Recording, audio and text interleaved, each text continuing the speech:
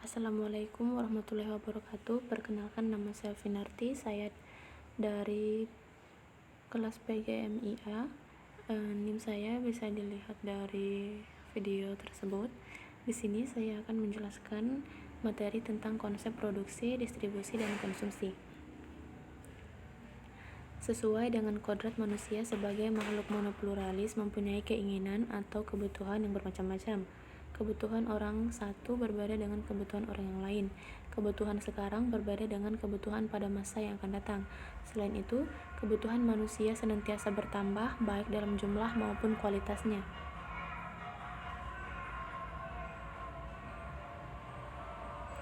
Kebutuhan manusia dapat dikelompokkan menjadi beberapa macam. Yang pertama yaitu menurut intensitasnya atau tingkat kepentingannya. Yang kedua menurut jangka waktunya. Yang ketiga kebutuhan menurut sifatnya. Dan yang keempat menurut subjek yang membutuhkan. Selanjutnya tentang produksi. Pengertian produksi dapat dibedakan menjadi dua, yaitu dalam arti sempit dan dalam arti luas. Dalam arti sempit, yang dimaksud produksi adalah setiap kegiatan atau usaha untuk menghasilkan barang, sehingga jika tidak ada wujud barang yang dihasilkan, maka kegiatan itu tidak termasuk produksi.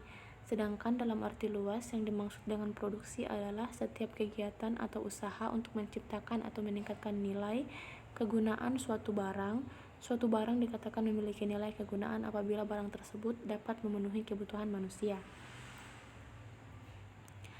Tindakan untuk menciptakan atau menambah nilai guna suatu barang dapat dilakukan dengan berbagai cara. Cara yang pertama yaitu kegiatan untuk menciptakan barang baru.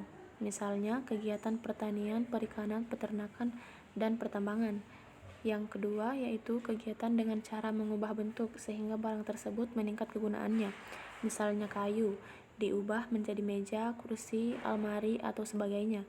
Yang ketiga, kegiatan memindahkan barang dari satu tempat ke tempat lain yang memerlukan sehingga barang tersebut kegunaannya meningkat. Misalnya, pasir di sungai dipindahkan ke kota tempat pembangunan.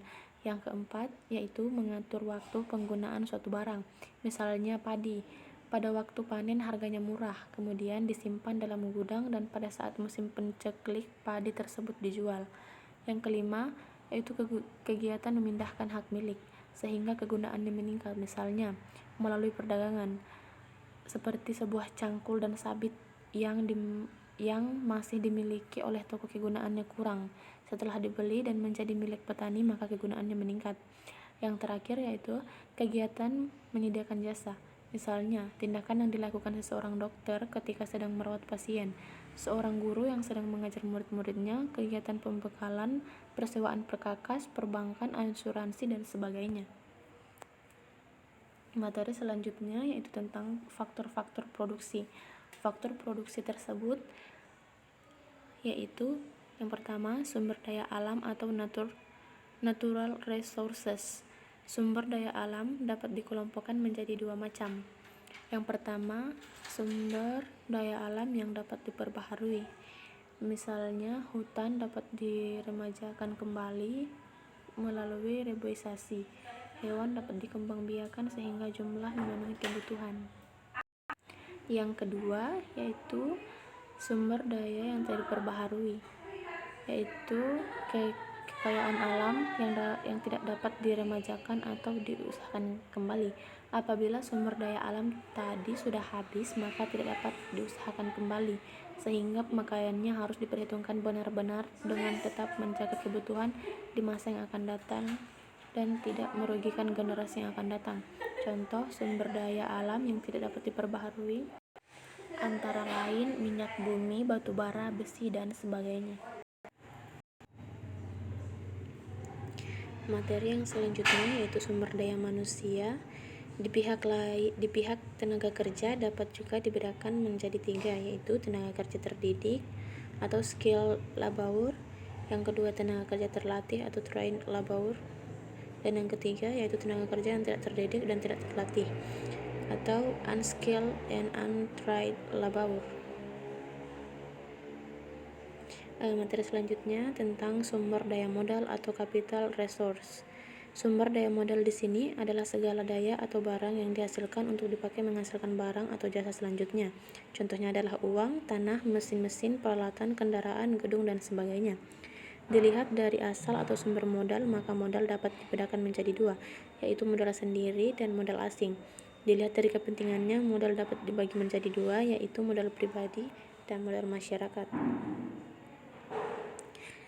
Yang selanjutnya tentang keterampilan pengusaha atau skill.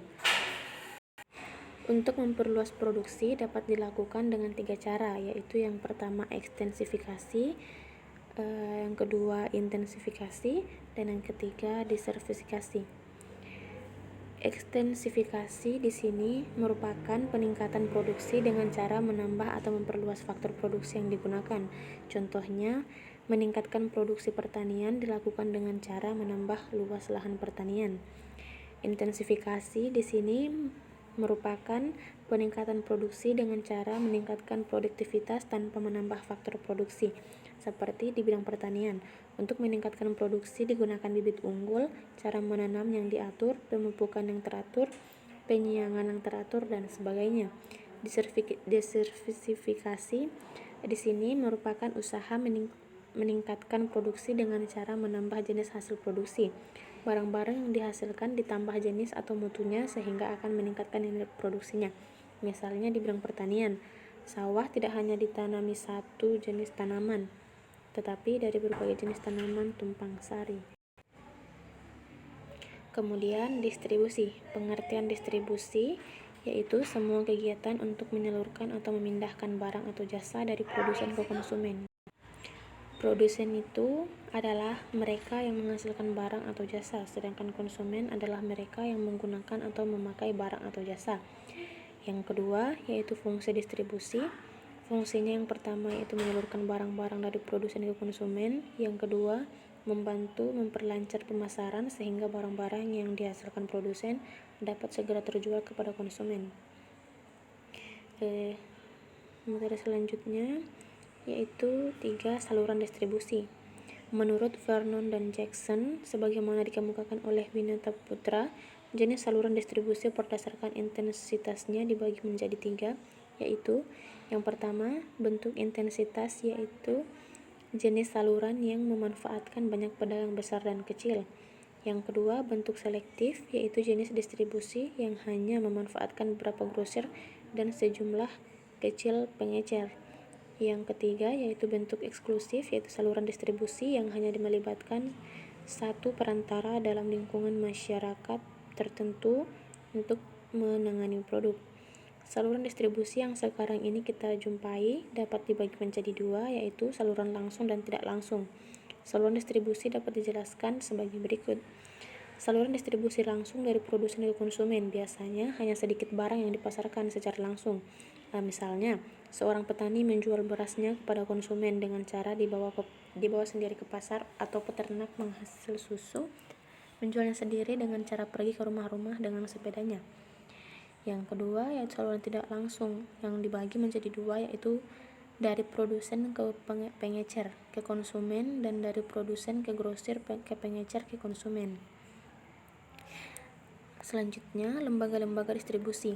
Lembaga distribusi itu adalah yang pertama grosir, yang kedua agen, yang ketiga pedagang eceran. Materi kelima, alat distribusi. Untuk memperlancar pelaksanaan distribusi diperlukan alat, yaitu alat pengukur, penyimpanan, alat promosi. Selanjutnya konsumsi. Pengertian konsumsi yaitu tindakan manusia untuk mengurangi atau menghasilkan guna suatu barang. Secara garis besar, barang konsumsi dapat dibedakan menjadi 2, yaitu konsumsi yang gunanya habis dalam satu kali pemakaian, yang contohnya makanan, minuman, buah-buahan, dan sebagainya. Yang kedua, barang konsumsi yang gunanya hanya akan habis secara berangsur-angsur, contohnya meja, kursi, pakaian, sepatu, lemari, radio, televisi, handphone, dan sebagainya. Faktor-faktor yang mempengaruhi orang melakukan konsumsi yaitu yang pertama, tersedianya barang-barang yang dibutuhkan, harga barang, dan penghasilan atau pendapatan. Nilai suatu barang. Nilai suatu barang itu merupakan kemampuan suatu barang untuk ditukarkan dengan barang lain serta kemampuan barang untuk dapat dipakai memenuhi kebutuhan. Sehubungan dengan hal tersebut, maka nilai suatu barang itu dapat dibedakan menjadi dua, yaitu nilai tukar dan nilai pakai. Nilai tukar yang dimaksud di sini itu adalah kemampuan suatu barang untuk dapat ditukarkan dengan barang lain. Nilai tukar ini dapat dibagi menjadi nilai tukar objektif dan nilai tukar subjektif. Selanjutnya nilai pakai. Nilai pakai itu merupakan kemampuan suatu barang untuk dapat dipakai dalam rangka memenuhi atau memuaskan kebutuhan manusia. Nilai tukar dapat dibagi menjadi dua, yaitu nilai objektif dan nilai subjektif.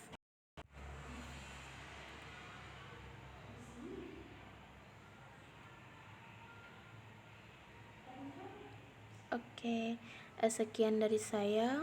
Mungkin jika ada kesalahan mohon dimaafkan. Wabillahi taufiq wal hidayah. Wassalamualaikum warahmatullahi wabarakatuh.